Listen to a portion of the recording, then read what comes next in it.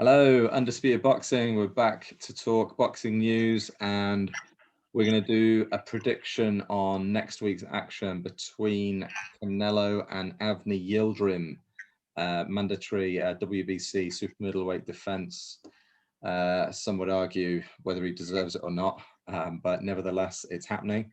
A lot of controversy around this, actually. A lot of people think that he's undeserving of a world title tilt, and why is Canelo bothering? But I think, to be fair, it's almost like a free fight, because he is still going to be fighting in May, and then again in September. There is talk of him fighting again in December as well.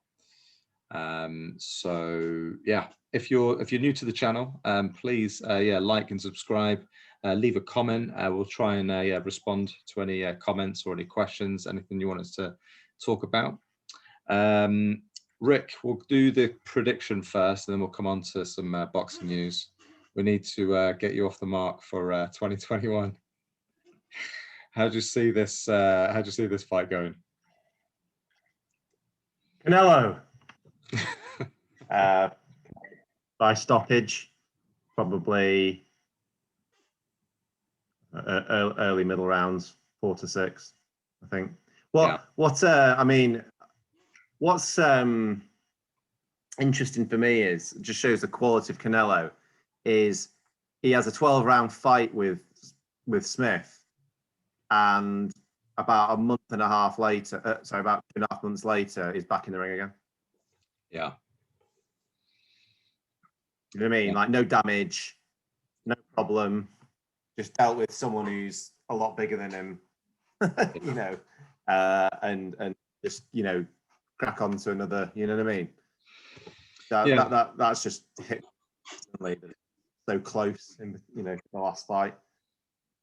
It is really impressive, and I've got to say, there isn't really any other boxer that is doing that is as active as he is, and he doesn't need to be. And it's very frustrating, especially when you see this sort of lightweight, you know, quartet of Teofimo and Gervonta Davis, Ryan Garcia, and Devin Haney. You know, there's so much chatter, so much talk on Twitter about, but there's no offers going. There's, you know, nothing's really happening, nothing's moving, and you can just see that just leads to, you know, inactivity, because they're chasing fights that are just either unrealistic, they're unrealistic on the money, or they're unrealistic on it being on a certain network, and they end up just fighting like once a year.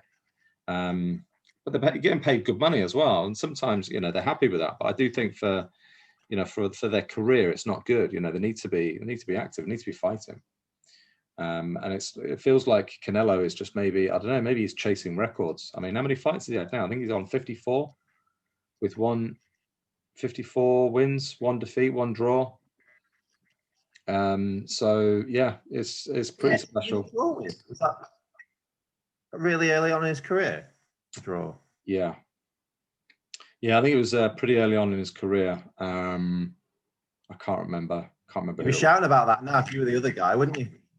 I know. Yeah. Should I have a quick look? I'm gonna go. You'd be bringing that up. I'm gonna what?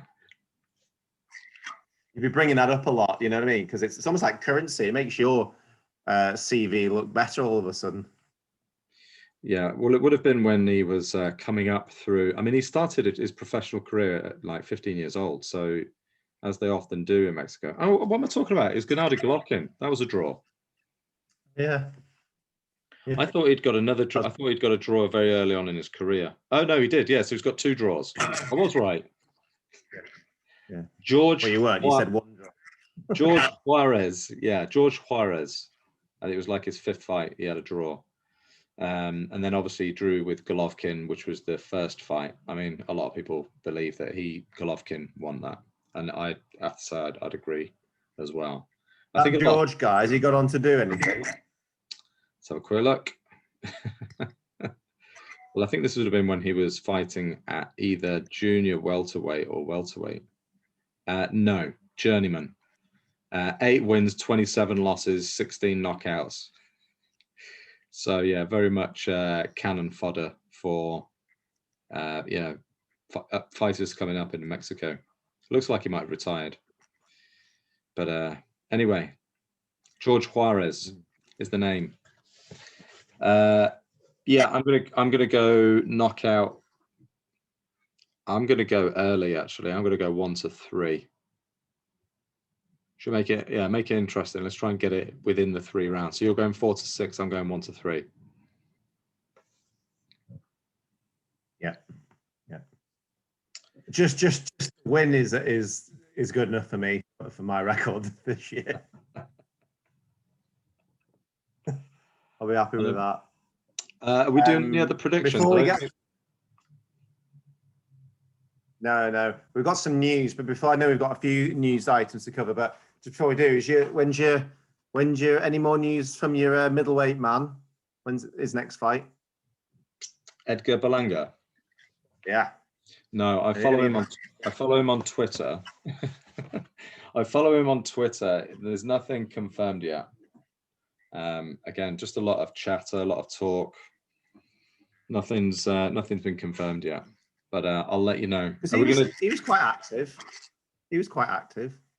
Yeah, they often are in the early part of their career because he's having a fight like every month or every couple of months, and I think you can get away with it when you're just blowing guys out in a round or 2 rounds. So yeah, the camp. It's more the camp really, but yeah, I think he's nothing's been confirmed yet, but I'll let you know. We'll break the news on Undisputed Boxing when he's got his fight confirmed. Very good. I suppose there's a few bits. I suppose just linking to the Canelo fight, Billy Joe Saunders is meant to be going over there. Not sure if it's 100% confirmed, so whether he'll get in the ring afterwards, but kind of looking forward to the build-up of that fight, because I think Billy Joe will be Billy Joe. But yeah, I suppose a bit of disappointing news is the White fight's been pushed back 3 weeks due to the blacklisting of Portugal in the UK. So it's going to be in Gibraltar. So a bit disappointed because I was looking forward to it, but it's not a seismic shift. I bet White's absolutely pissed off at the moment. Yeah, I don't think this fight can come soon enough really for him, but I think it does only play in his favor really, the delay of the fight. Yeah, so I guess we could do a prediction on that nearer the time. I think maybe a week out. Yeah. Okay. We've got Callum Johnson's gone to Bricktop.